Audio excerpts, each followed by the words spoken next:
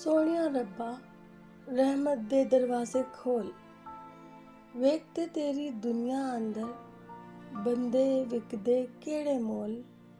ਭੁੱਖੇ ਬੱਚੇ, ਸੁੱਕੀ ਰੋਟੀ, ਤੇਜ਼ ਧੁਪਾਈ ਚ ਨੰਗੇ ਪੈਰੀਂ, ਕੁੜੀਆਂ ਦੇ ਹੱਥੀਂ ਕਸ਼ਕੋਲ। ਇਸ ਤਾਂ ਦੇ ਕੀ ਰਹਿ ਗਏ ਮੋਲ। ਕਿਸ ਗੱਭਰੂ ਨੂੰ ਜਾ ਕੇ ਆਖਾਂ, ਨਸ਼ਿਆਂ ਵਿੱਚ ਨਾ ਆਪ ਨੂੰ ਰੋਲ।